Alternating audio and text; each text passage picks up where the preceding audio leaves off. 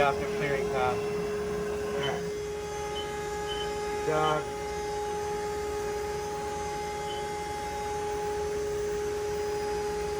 So this we added, got adjustable coolant lines, and then this you can remove or leave, open.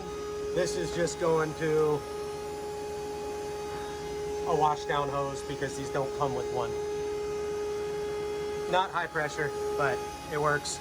The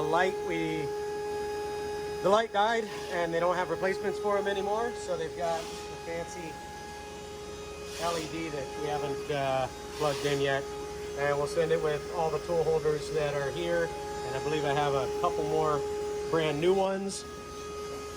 Bottom, we just replaced both the drawer slides, and the coolant pump is brand new, never used.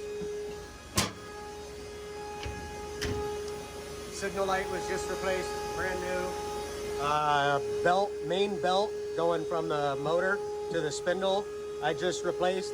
Those do require replacing every so many hours, 1,500, 2,000, whatever hours.